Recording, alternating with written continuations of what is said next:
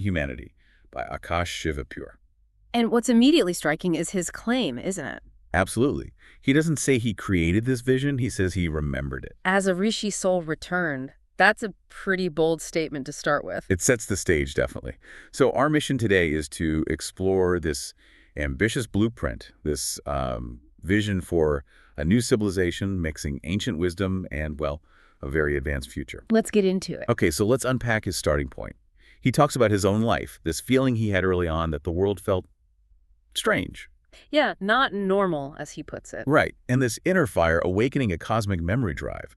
It sounds deeply personal. It does, and he actually links this awakening, interestingly, to his Vedic birth chart. Oh, really? How so? Well, he points to his Jupiter Mahadasha period starting in 2017. According to Vedic astrology, that's a time often associated with wisdom, expansion, purpose. So it pulled him towards this path. That's how he frames it, yeah. Pulled him towards ancient wisdom, dharma, this huge mission he describes. He really emphasizes, this wasn't fiction, this was my soul's memory. Wow. So from that very personal, almost mystical foundation, he then launches into a pretty sharp critique of the modern world. He doesn't pull any punches, no. He sees civilization as being right on the edge. Not just environmentally or politically, right? He means spiritually. Exactly. Spiritually. He argues that cities have, lost their soul, education's lost its purpose, even technology has lost its dharma, its true alignment. He called it hyperstimulation with spiritual starvation. That's a powerful phrase. It is. And he gets specific about what he sees as fundamentally wrong, like our relationship with the earth. Go on. We treat her like a resource, basically. We've forgotten the Vedic idea of Bhumi Devi, a conscious being. Instead, he says we mine her bones, pave her skin. Poison her blood, deny her spirit. Strong words, very vivid imagery. And this critique carries over into the spaces we build, our cities. Definitely. Modern cities, for him, are just steel boxes, straight lines, cement jungles. Energetically toxic, I think he calls them. Yeah, built for cost efficiency, not cosmic alignment. He contrasts that directly with ancient temples, which he says radiated scalar energy fields. And education. Also under fire. He argues it just trains us to memorize, compete, obey, and perform. But misses the point. Misses the core point, yeah. Knowing the self, knowing our dharma, our true purpose and path, he looks back at the ancient gurukulas. Traditional schools. Right, which focused on Vedanta, Ayurveda, Dharma, consciousness expansion, a much more holistic view. So it's a pattern he sees everywhere, even in healing. Precisely. He argues we're just numbing symptoms with chemicals. We've forgotten that, sound, breath, herbs, sunlight, water, and silence are the original medicines. The ancient view being disease is misalignment, healing is realignment. Exactly. And it even extends to our values. Money over meaning, he calls it. Everything's commercialized. Even spirituality, he feels. People ask, how much money will I make? Not, how much alignment with Dharma will I gain? And what about AI? That's a very modern concern. He touches on that too. Says, AI can simulate consciousness, sure, but it has no Atman, no soul. It can mimic creativity, maybe, but it cannot breathe Shakti, that divine life force. So the ultimate issue is disconnection. Total disconnection. We're plugged into Wi-Fi and 5G, but disconnected from prana, the universal life energy. Ancient Vedic grids, he says, were designed to tap into that prana. It sounds like a massive critique, but his goal isn't just critique, is it? No, not at all. He makes it clear the point is to rebuild. And how? With temples, with sound, with architecture, with forests, with truth. A complete reconstruction based on different principles. Okay, here's where it gets really interesting, I think. This Vedic blueprint. Yes, this is the core of his vision. He calls it a complete system of civilization, spirituality, science, society, soul. All one. And he's adamant. It is not fiction. It is not mythology. He presents it as a forgotten reality. So how does he define this blueprint? What is it exactly? He describes it as a cosmic design pattern. Less a religion, more a way of life, a system aligned with universal laws, or ardua. Cosmic order. Right, and it encompassed everything. Vedic education focusing on consciousness, nature, dharma. Okay. Temple-centric civilization, cities built around energy centers, sacred architecture using Vastu Shastra, aligning buildings with cosmic energies. Like Feng Shui, but Vedic. Kind of, yeah, but maybe deeper, more integrated with astrology and elements. Natural energy systems using fire, wind, sun, ether, Agni, Vayu, Surya, Akasha. Community governance based on Dharma, guided by rishis, the seers. Not politicians. Not in the modern sense, no. Wisdom guiding power, and spiritual technology mantras, yantras, mandalas as practical tools. Plus, underpinning it all, eco-living, deep respect for the land, forests, rivers. It's incredibly comprehensive. So Yeah. this knowledge, he thinks it wasn't lost, just Buried, exactly. Encoded, he suggests, in scriptures, temples, oral traditions, maybe even our DNA. waiting to be reactivated. Yeah. That's a fascinating thought. It is. And he gives examples, temples, for instance. He insists they weren't passive buildings. What were they then? Active consciousness machines. He talks about their precise geometry, alignment with planets, with nakshatras, the lunar mansions in Vedic astrology, All right. and how chanting within them activated subtle energies. Each temple was a node on a planetary energy map, like points in a global grid. An ancient internet of consciousness almost. Ah, that's one way to think about it, yeah. And this applied everywhere. Vastu Shastra, the architecture system. Yes? He calls it scalar architecture. Every properly built structure is a living organism, pulsing with energy, aligned with the 5 elements Akasha, Vayu, Agni, Jala, Prithvi. Ether, air, fire, water, earth. Correct. Even farming was spiritual. Soil was worship. Food was life force. Education in the Gurukulas, they were soul forges. Soul forges. I like that. Yeah. Teaching Sanskrit as sound tech, math as rhythm, nature as the teacher, meditation as mental mastery. It all ensured cosmic law was civil law. Kings listened to rishis. Society revolved around yajna, offering, sacrifice, a constant giving back. So what's the takeaway here? What does this all mean for us now? Well, according to the author, remembering this is the first step. It's about liberation, restoring sovereignty, igniting the soul. It's a call to remember who we supposedly were, to become who we could be. Okay, so if the Vedic blueprint is the design, then Siddha-Tech is the reconstruction manual. That's exactly how he positions it, and he's very clear. It is not a company, it is not a brand, it is not a product. Siddha-Tech is a movement. Right. It's about fusing 2 concepts. Siddha, meaning realized beings, awakened energies, the inner technologies of consciousness. Okay. And tech, but defined broadly.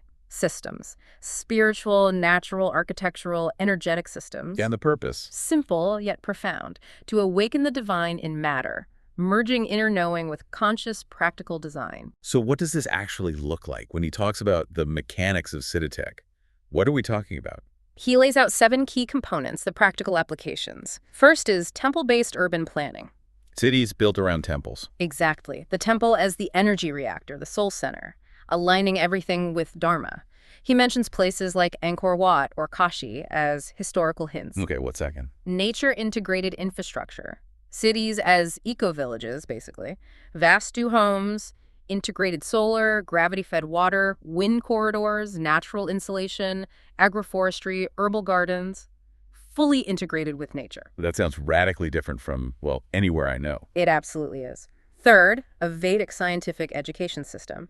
Kids learning the Rig Veda alongside, say, life force mechanics, soul alignment, Dharma, focusing on awakening and realization, not just memorizing facts. Makes sense within the framework. Number 4. Inner technologies for daily use. This is crucial. Everyone trained in things like mantra engineering. Using sound intentionally.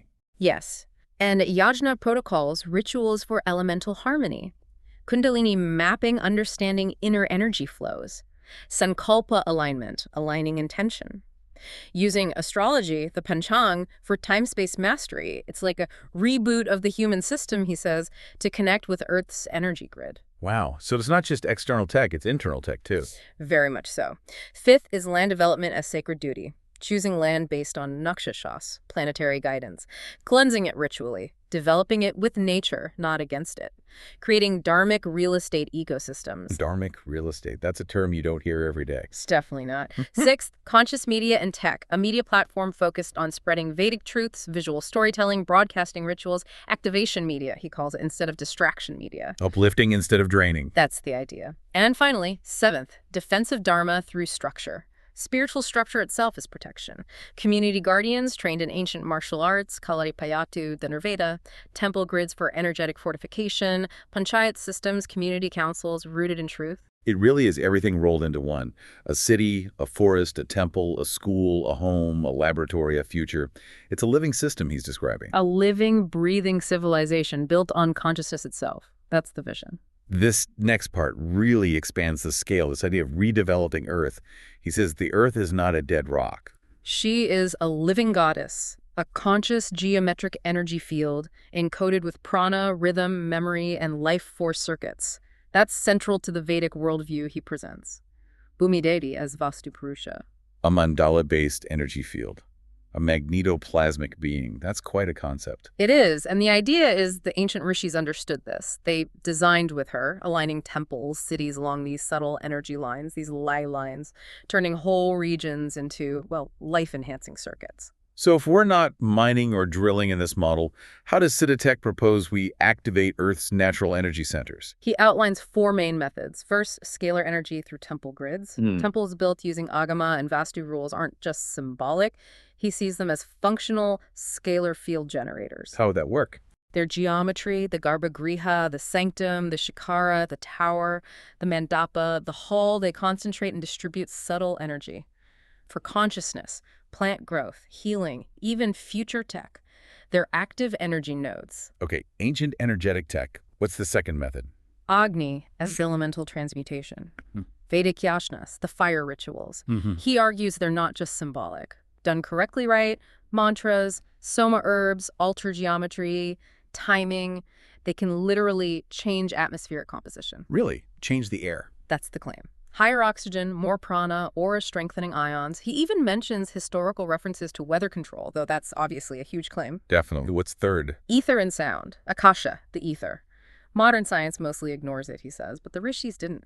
They used mantra-infused architecture, Sanskrit sounds, temple bells, soma rituals to generate etheric waves. To what end? To enhance the land's subtle energy field, awaken dormant memory, even recharge water molecules. His phrase is vibration over violence, harmony over hardware. A very different approach to interacting with the environment. And the fourth? Redesigning the atmosphere. This involves using things like somayajnas, those herbal smoke technologies, planting specific nakshatra-aligned trees, ashvatha, bilva, adambara, performing river sanctification rituals, aligning temples with planetary phases, all to consciously shape Earth's subtle, energetic, and psychic field. It's planetary engineering, but with consciousness and ritual. He then talks about a specific blueprint, right? The first Siddha-Tech Temple City blueprint. Yes, a prototype for Planetary Civilization 2.0, as he calls it. And what are the key zones in this prototype city? It's a highly integrated design. There's a central temple core, based on Sri Chakra geometry, the main energy generator.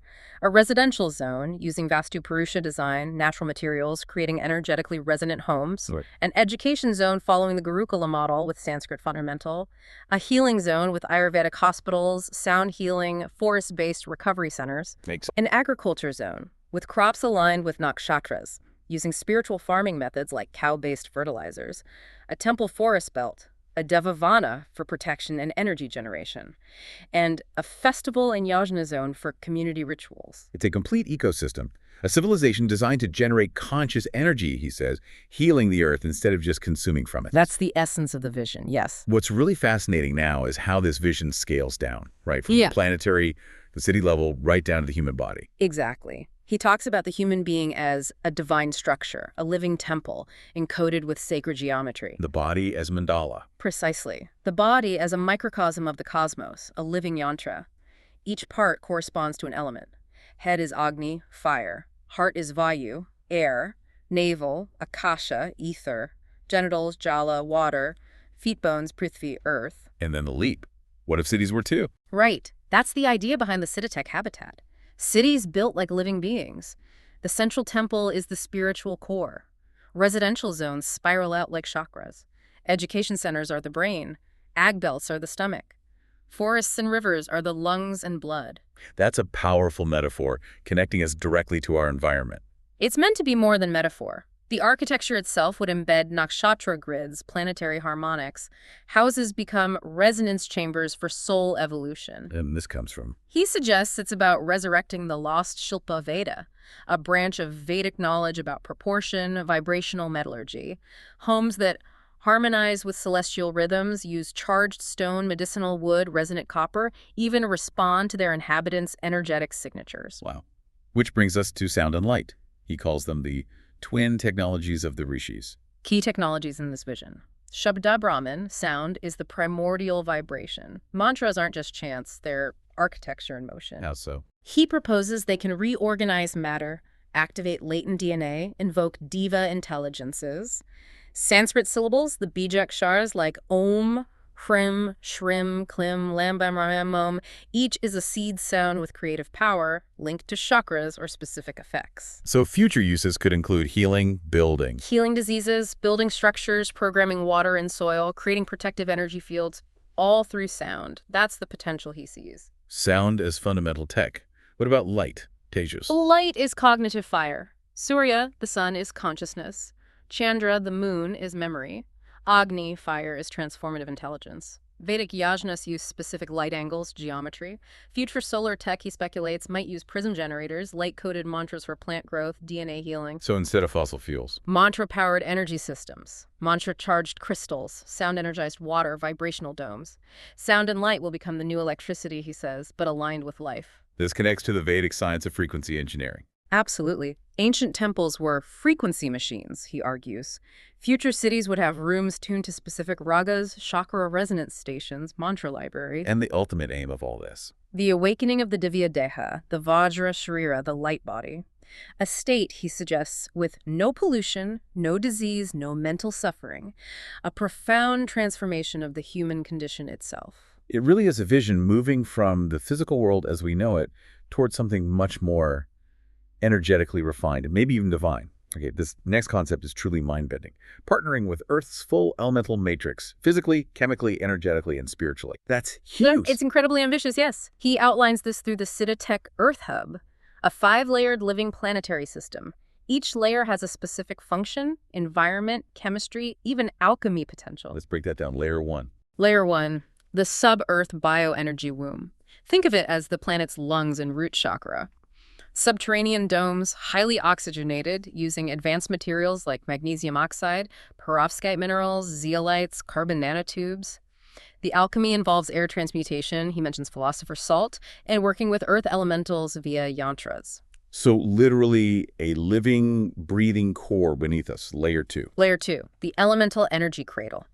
This layer generates and amplifies planetary energy, using ionic crystal pillars, advanced lattices with rare earth metals, copper-gold coils, piezoelectric quartz. Generating power. Yes, but through harmony. Its alchemy includes Vedic chanting chambers converting sound to charge, Agni ether batteries, even yajna-based plasma reactors. Okay, layer 3 must be where people live. Layer 3, the civilization ring. Yes, the human habitat layer. Designed, he suggests, as hexagonal domes resembling beehives, using things like graphene solar walls, bioadaptive surfaces, sound-encoded walls.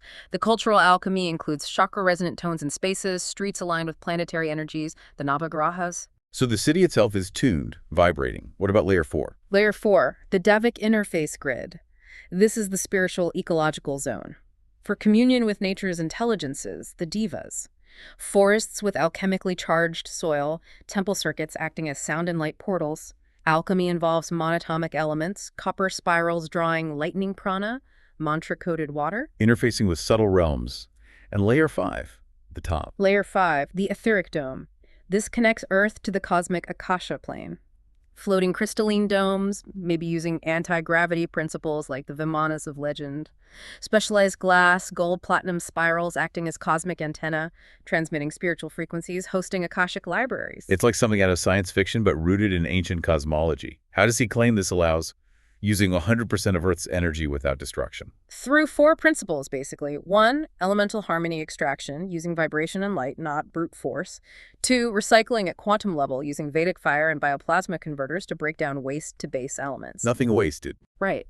3, tapping the Earth vortex energy grid via ley lines and temples for geothermal and electromagnetic energy. And 4, unified field agriculture, conscious, harmonious farming. It leads to his ultimate vision, doesn't it? Earth becoming a life-birthing machine, a cosmic ship, a temple of future human gods, evolving into a yajna mandala. A planet-sized offering to the divine. That's the grand culminating vision presented in the manifesto. Wow. Well, we've covered a massive amount of ground today, from Akash Shivapur's personal awakening and his critique of, a spiritually starved modern world. Right, all the way to this incredibly detailed blueprint for a Vedic futuristic civilization. Based on remembering this ancient Vedic blueprint and rebuilding using Siddha-Tech principles, sound, light, consciousness, sacred architecture. And a completely different relationship with Earth herself. The core message seems to be that remembering is key. Remember the blueprint, remembering our own potential, and then actively building that future. It certainly is. And, this deep dive into Shivapur's manifesto, it really does leave you with a rather provocative thought to consider. Oh, what's that? Well, if this ancient wisdom suggests our own bodies are built on these same cosmic blueprints, these mandalas, Yeah. it raises an important question, doesn't it? What forgotten technologies, what dormant potentials might each of us be carrying within ourselves, just waiting to be reactivated? Maybe think about how these ideas, alignment, resonance, consciousness, might resonate in your own life, your own perspectives. What could it mean for you to perhaps realign with a deeper, more conscious flow?